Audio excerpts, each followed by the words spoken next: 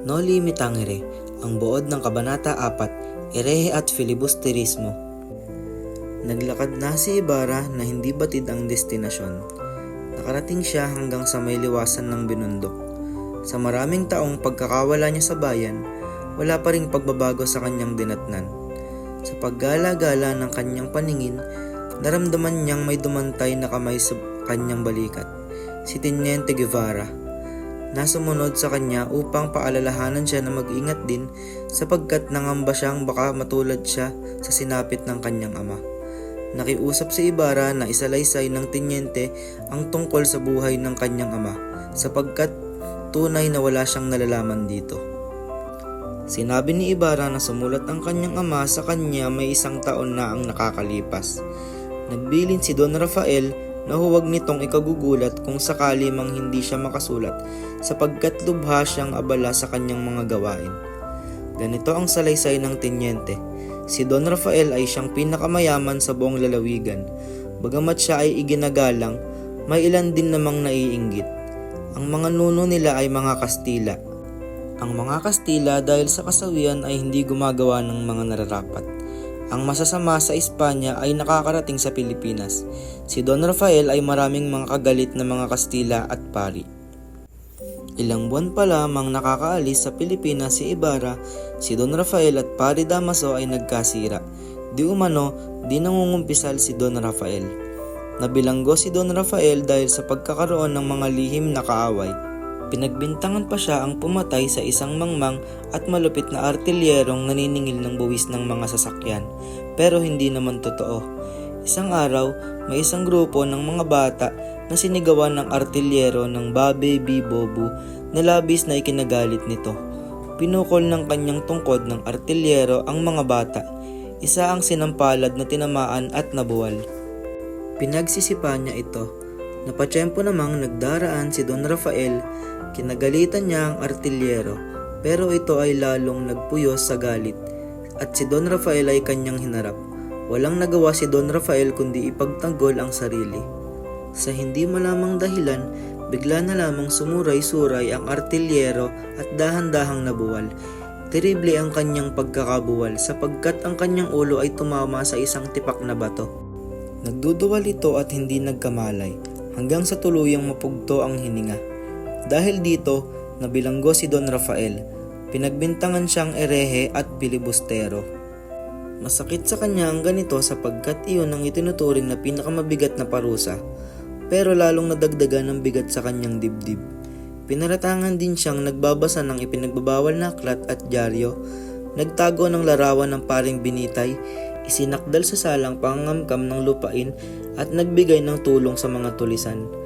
Gumawa siya ng paraan para tulungan si Don Rafael at sumumpang ito ay marangal na tao. Katunayan, siya ay kumuha ng isang abogadong Pilipino na si GA at GM. Ito ay pagkaraang lumitaw sa pagsusuri na ang kinamatay ng artilyero ay pamumuo ng dugo sa ulo nito. Nang lumaon, ang katwiran ay nagtagumpay din. Nang si Don Rafael ay malapit ng lumaya dahil tapos na ang lahat ng mga kasong ibinibintang sa kanya. Ang sapin-saping kahirapan ng kalooban ng kanyang dinanas ay hindi nakayanan ng kanyang pisikal na katawan. Hindi na niya natamasa ang malayang buhay. Sa mismong loob ng bilangguan, nalagutan ng hininga si Don Rafael. Huminto sa pagsasalaysay ang Teniente. Inabot nito ang kanyang kamay kay Ibarra at sinabing si Kapitan Tiago na lamang ang bahalang magsalaysay ng iba pang pangyayari. Nasa tapat sila ng kwartel nang maghiwalay. Sumakay sa kalesa si Ibarra. Ang buod ng Kabanata 5, Pangarap sa Gabing Madilim.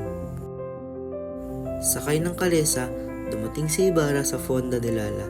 Ito ay isang uri ng panuluyan na tinutuluyan niya kapag siya ay nasa Maynila. Kaagad na nagtuloy si Ibarra sa kanyang silid at naupo sa isang silyon. Sa sinapit ng ama, gulong-gulo ang isip nito.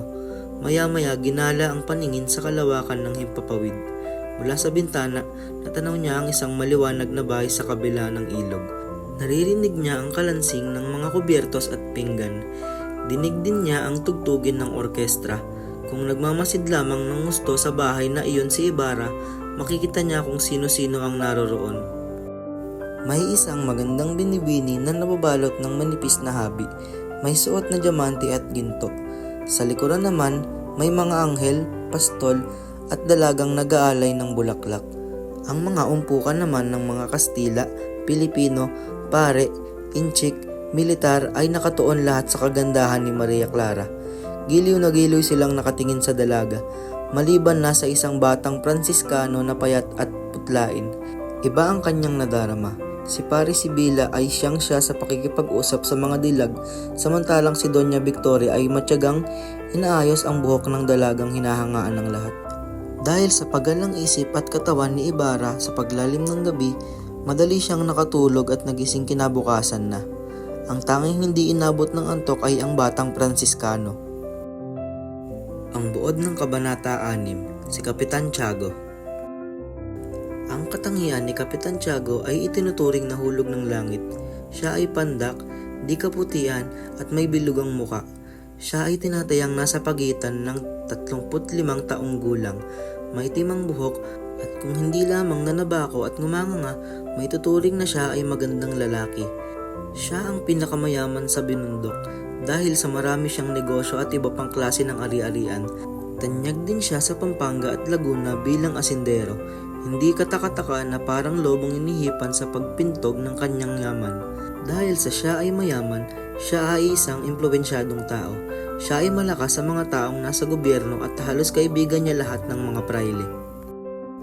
Ang turing niya sa sarili ay isang tunay na Kastila at hindi Pilipino. Kasundo niya ang Diyos dahil nagagawa niyang bilhin ang kabalanan. Katunayan, siya ay nagpapamisa at nagpapadasal tungkol sa kanyang sarili. Ipinalalagay ng balana na siya ay nakapagtatamo ng kalangitan.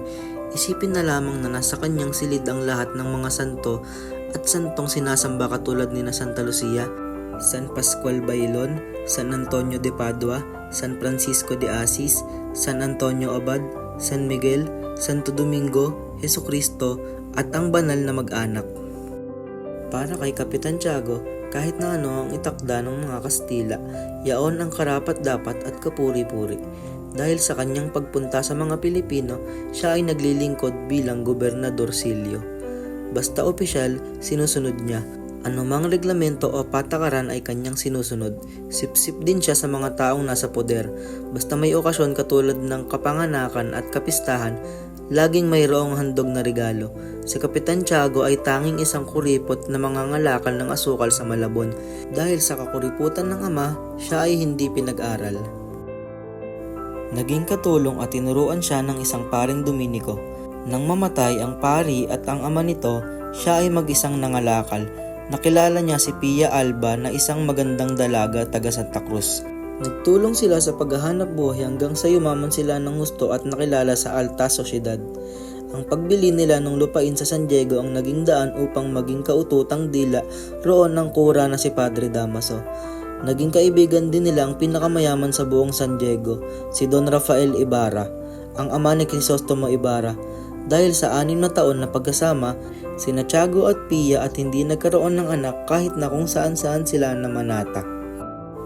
Dahil dito, ipinayo ni Padre Damaso na sa Obando sila pumunta, kina San Pascual Bailon at Santa Clara at sa Nuestra Estra de Salambao. Parang dininig ang dasal ni Pia, siya ay naglihi. Gayunpaman, nagiging masakitin si Pia nang siya ay magdalang tao. Pagkapanganak niya, siya ay namatay. Si Padre Damaso ang nag-anak sa binyag at ang anak ni Pia ay pinangalan ng Maria Clara bilang pagbibigay karangalan sa 2 pintakasi sa Obando.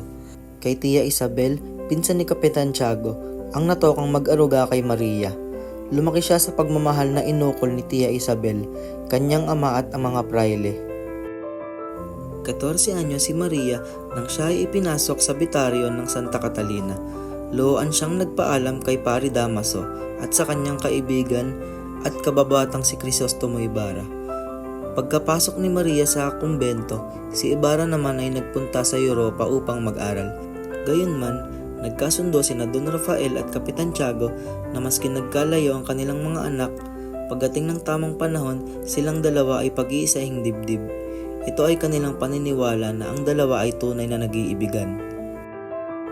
Dito na po nagtatapos at maraming salamat po sa panonood.